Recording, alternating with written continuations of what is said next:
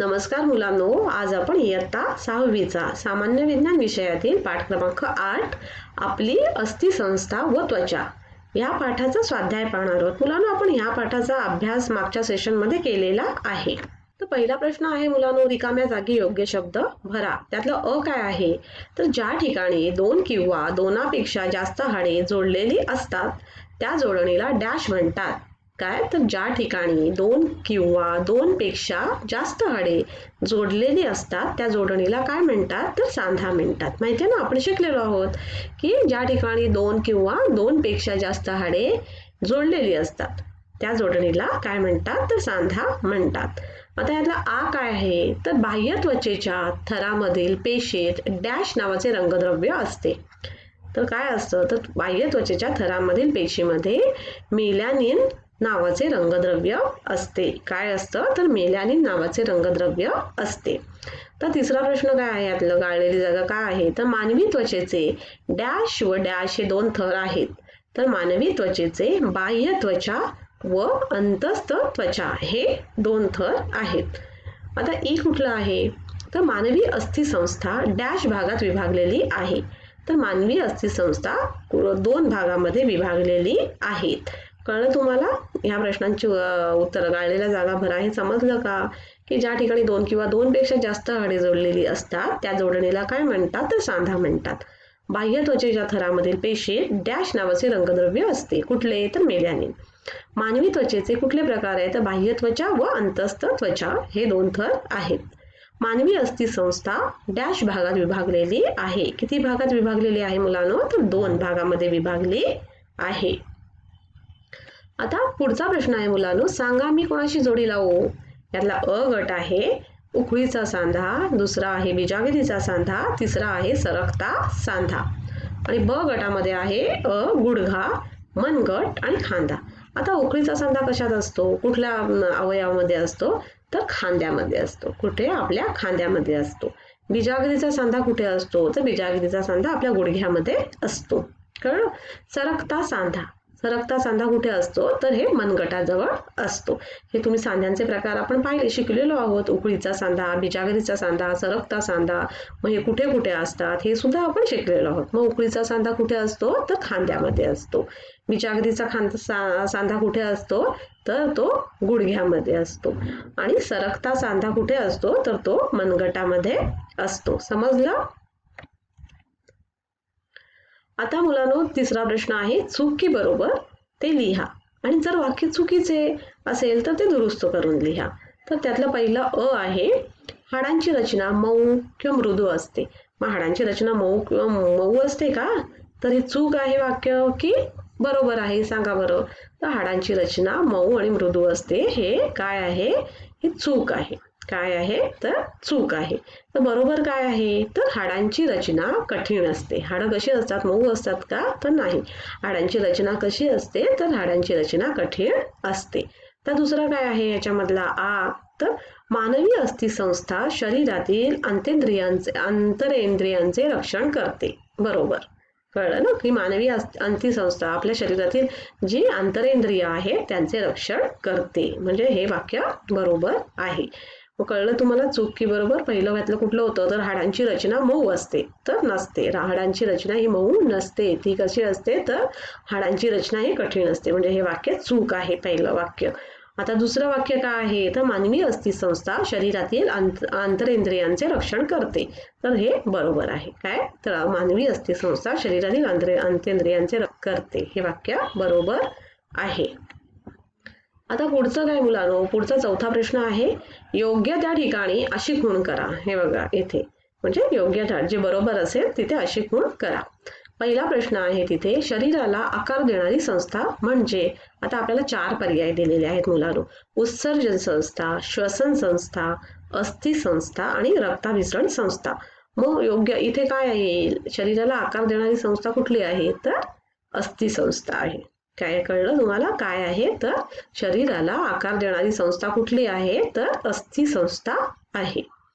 आता ब ह्यातलं कुठलं आहे? तर पायांची व हातापायाची बोट यात डॅश प्रकारचा सांधा असतो. तर आपल्याला ऑप्शन्स काय दिलेले आहेत? इथे पर्याय 4 दिलेले आहेत. एक बिजागरीचा सांधा, दुसरा अचल सांधा, तिसरा उखळीचा सांधा आणि चौथा सरकता सांधा. मग ह्याच्यातलं ह्याच्यामधला योग्य पर्याय म्हणजे कुठला आहे? तर पायांच्या व हातांच्या बोटामध्ये कुठल्या प्रकारचे सांधा असतो? तर बिजागरीचा सांधा असतो. तर ह्याचं उत्तर काय येणार? बिजागरीचा सांधा इथे येणार. कळलं? पायांच्या व हातांची बोटं यात कुठल्या प्रकारचा सांधा असतो? तर बिजागरीचा सांधा असतो. आणि शरीराला आकार देणारी संस्था कुठली? तर शरीराला आकार देणारी संस्था ही अस्थि संस्था आहे. समजलं? मुलांनो, आता आपण पुढचा प्रश्न पाहणार आहोत. खालील प्रश्नांची उत्तरे लिहा. त्यातला पहिला आहे, तुमच्या शरीरातील त्वचा कोणकोणती कार्य करते? तर याचं उत्तर आपण आता पाहणार आहोत. तर शरीराच्या आतल्या इंद्रियांचे, स्नायूंचे व हाडांचे रक्षण त्वचा करते. काय करते? तर शरीराच्या आतल्या इंद्रियांचे, स्नायूंचे व हाडांचे रक्षण कोण करतं? तर त्वचा करते. शरीरातील घाम बाहेर टाकून शरीरात असणाऱ्या पाण्याचे प्रमाण नियंत्रित ठेवून शरीराच्या तापमानाचे नियंत्रण त्वचा करते. कळलं की आपल्याला घाम येतो की नाही घाम? मग शरीरातील घाम बाहेर टाकून शरीरात असणाऱ्या पाण्याचे प्रमाण नियंत्रित ठेवून शरीराच्या तापमानाचे नियंत्रण त्वचा करते. शरीरातील आर्द्रता राखून ठेवते. काय? तर शरीरातील आर्द्रता राखून ठेवते. सूर्यप्रकाशाच्या साहाय्याने जीवनसत्व डी ची निर्मिती करते. काय करते? त्वचेचं मुख्य कार्य सूर्यप्रकाशाच्या साहाय्याने जीवनसत्व डी ची निर्मिती करते. उष्णता व थंडी यापासून आपले संरक्षण करते की नाही त्वचा? मग त्वचेचे कार्य काय आहे? तर शरीरातील आतल्या इंद्रियांचे, स्नायूंचे व हाडांचे रक्षण करते. पुन्हा शरीरातील घाम बाहेर टाकून शरीरात असणाऱ्या पाण्याचे प्रमाण नियंत्रित ठेवून शरीराच्या तापमानाचे नियंत्रण त्वचा करते. पुन्हा काय करते? तर शरीरातील आर्द्रता राखून ठेवते. पुन्हा सूर्यप्रकाशाच्या साहाय्याने व्हिटॅमिन डी ची निर्मिती करते. पुन्हा उष्णता व थंडी यापासून संरक्षण करते. समजलं मग त्वचेचे कार्य तुम्हाला? मुलांनो, आता दुसरा प्रश्न आहे, तुमच्या शरीराची हाडे मजबूत व निरोगी राहण्यासाठी तुम्ही काय कराल? तर त्याचं उत्तर आहे, हाडे मजबूत आणि निरोगी होण्यास योग्य आहार आवश्यक आहे. कॅल्शियम युक्त फळे, भाज्या, दूध आणि दुग्धजन्य पदार्थ यांचा आहारात समावेश हवा. नियमित व्यायाम, चलनवलन यानेही हाडे मजबूत राहतात. म्हणजे आपल्या शरीरातील हाडं मजबूत राहण्यासाठी आपल्याला योग्य आहार घेतला पाहिजे. कसा आहार घेतला पाहिजे? तर कॅल्शियम युक्त फळे खाल्ली पाहिजेत, आपण भाज्या खाल्ल्या पाहिजेत. पुन्हा आपण दुधापासून बनवलेले पदार्थ आपल्या आहारात त्याचा समावेश केला पाहिजे. पुन्हा नियमित नुसता आहार नाही तर नियमित व्यायाम सुद्धा केला पाहिजे किंवा चलनवलन यानेही हाडे मजबूत होतात. समजलं? आता पुढचा प्रश्न आहे मुलांनो, तिसरा प्रश्न यातला की मानवी अस्थि संस्थेची कार्य कोणती? तर मानवी अस्थि संस्थेची कार्य पुढील प्रमाणे आहेत. ते आपण आता त्याचं उत्तर पाहूया. तर हाडे शरीराला आधार देतात. काय? तर हाडे शरीराला आधार देतात. शरीराला विशिष्ट आकार कशामुळे होतो मुलांनो? तर हाडांमुळेच मिळतो. शरीराला विशिष्ट आकार हाडांमुळेच मिळतो. हाडांमुळे शरीराच्या आतल्या नाजूक आणि महत्वाच्या इंद्रियांचे रक्षण होते. अस्थिसंस्थेमुळे शरीराची हालचाल होण्यास मदत होते. मग या मानवी अस्थिसंस्थेची कार्य कोणती मुलांनो? त्याचं तुम्हाला कळलं का उत्तर? तर पहिलं आपण काय पाहिलं, तर हाडं काय करतात? तर शरीराला आधार देतात. हाडं शरीराला आधार देतात. शरीराला विशिष्ट आकार कशामुळे होतो? तर हाडांमुळेच मिळतो. हाडांमुळे शरीराच्या आतल्या नाजूक आणि महत्वाच्या इंद्रियांचे संरक्षण होते. अस्थिसंस्थेमुळे शरीराची हालचाल होण्यास मदत होते. समजलं तुम्हाला? अस्थिसंस्थेची कार्य कोणती आहेत? जसे की हाडे काय करतात? तर शरीराला आधार देतात. शरीराला विशिष्ट आकार कशामुळे मिळतो? तर हाडांमुळेच मिळतो. हाडांमुळे शरीराच्या आतल्या नाजूक आणि महत्वाच्या इंद्रियांचे संरक्षण होते. अस्थिसंस्थेमुळे शरीराची हालचाल होण्यास मदत होते. आता मुलांनो, चौथा प्रश्न आहे की आपल्या शरीरातील हाडे मोडण्याची कारणे सांगा. मग आपल्या शरीरातील हाडे कशी मोडतात मुलांनो? माहिती आहेत का? त्याचं आपण आता उत्तर बघूया. या प्रश्नाचं उत्तर पाहूया. तर अपघात झाल्यामुळे आपला हात फ्रॅक्चर होतो किंवा पाय फ्रॅक्चर होतो. म्हणजे अपघात झाल्यामुळे हाडे मोडू शकतात. धडपडणे, आपटणे, खेळताना पडणे. आपण पडतो की नाही खेळताना वगैरे? तुम्ही पडत असाल तेव्हा तुमचा हाताचं हाड मोडलं म्हणून तुम्ही डॉक्टरकडे जाता की नाही? आणि मग डॉक्टर काय करतात? तर हात गळ्यात बांधतात ना. म्हणजे काय? तर अपघात झाल्यामुळे हाडे मोडू शकतात. धडपडणे, आपटणे, खेळताना पडणे या कारणाने सुद्धा हाडे मोडू शकतात. तसेच म्हातारपणी हाडे कसे होतात? आपलं वय झालं की म्हातारपणी हाडे कमकुवत झाल्यावरही ती मोडण्याची शक्यता जास्त असते. मग कळलं की आपल्या शरीरातील हाडे मोडण्याची कारणे कोणती आहेत. जसे की अपघात झाल्यावर हाडे मोडू शकतात, खेळताना, धावताना, पळताना आपण जर पडलो तर आपलं हाड फ्रॅक्चर होऊ शकतं, म्हणजे मोडू शकतो. तसंच म्हातारपणी काय होतं तर हाडं कमकुवत झाल्यानंतर ती मोडण्याची शक्यता सुद्धा जास्त असते. आता मुलांना पुढचा प्रश्न आहे, हाडांचे प्रकार किती व कोणते. तर हाडांचे 4 मुख्य प्रकार आहेत. कुठले मुख्य प्रकार आहेत तर 4 आहेत. एक चपटी हाडे, एक लहान हाडे, अनियमित हाडे आणि लांब हाडे. किती प्रकार आहेत हाडांचे तर हाडांचे 4 प्रकार आहेत. एक चपटी हाडे, लहान हाडे, अनियमित हाडे आणि लांब हाडे असे हाडांचे 4 प्रकार आहेत. समजलं.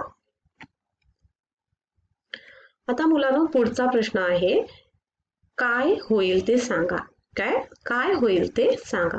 आता यातला आहे, जर आपल्या शरीरामध्ये हाडांचे सांधे नसते, जर आपल्याला सांधे नसते तर तुम्ही इमॅजिन करा काय झालं असतं. जर आपल्या शरीरामध्ये हाडांचे सांधे नसते तर शरीरामध्ये सांधे नसते तर हालचाल होणार नाही. आपण जे हालचाल करतो की नाही, आपला हाताने वस्तू उचलतो तर आपल्याला उचलता आलं असतं का तर नाही. उपांगाच्या हाडांची हालचाल होणार नाही. कळलं काय तर आपल्या शरीरामध्ये सांधे नसते तर हालचाल होणार नाही. समजलं. तर पुढचा यातला प्रश्न आहे की आपल्या त्वचेमध्ये मेलॅनिन नावाचं रंगद्रव्य आहे की नाही. जर आपल्या त्वचेमध्ये मेलॅनिन नावाचे रंगद्रव्य नसेल तर काय होईल सांगा बरोबर. तर ह्या प्रश्नाचं उत्तर असं आहे की आपण पांढरे फटक दिसू. शिवाय आपल्या नाजूक त्वचेचे व आतील भागाचे अतिनील सूर्यकिरणांपासून संरक्षण होणार नाही. काय तर आपण पांढरे फटक दिसू. शिवाय आपल्या नाजूक त्वचेचे व आतील भागाचे अतिनील सूर्यकिरणांपासून संरक्षण होणार नाही. समजलं. आपल्या त्वचेमध्ये मेलॅनिन जर रंगद्रव्य नसेल तर काय होईल तर आपण पांढरे फटके दिसू. आपल्या नाजूक त्वचेचे व आतील भागांचे अतिनील सूर्यकिरणांपासून संरक्षण होणार नाही.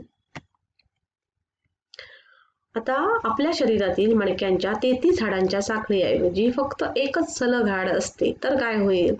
पुढचा प्रश्न काय आहे तर आपल्या शरीरातील मणक्याच्या 33 हाडांच्या साखळीऐवजी फक्त एकच सलग हाड असेल तर काय होईल.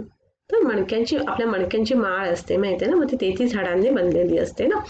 मग ती मणक्यांची माळ असल्यामुळे आपल्याला अनेक कोनात वाकता येतं. काय करता येतं तर आपल्याला अनेक कोनामध्ये वाकता येतं. बसण्याची कृती देखील त्यामुळेच करता येते. जर अशा निरनिराळ्या हाडांऐवजी एकच हाड असते तर आपल्याला विविध हालचाली करणे शक्य झाले नसते. काय झालं असतं तर आपल्याला विविध हालचाली करणे शक्य झाले नसते, म्हणजे अशक्य झाले असते. कळलं. मणक्यांची काय आहे तर आपल्या शरीरातील मणक्यांच्या 33 हाडांच्या साखळीऐवजी जर एकच सलग हाड असते तर काय झालं असतं तर आपल्याला मणक्यांची माळ असल्यामुळे काय होतं तर आपल्याला अनेक कोनामध्ये वाकता येतं. बसण्याची कृती सुद्धा आपण त्याच्यामुळेच करू शकतो. आणि जर अशा निरनिराळ्या हाडांऐवजी एकच हाड असते तर आपल्याला विविध हालचाली करणे अशक्य झाले असते. कळलं. तर मुलांना आज आपण काय पाहिलं तर आज आपण ह्या पाठाचा स्वाध्याय पाहिला. काय पाहिलं तर आपण आज ह्या अस्थिसंस्था या पाठाचा काय पाहिला तर स्वाध्याय पाहिला. धन्यवाद.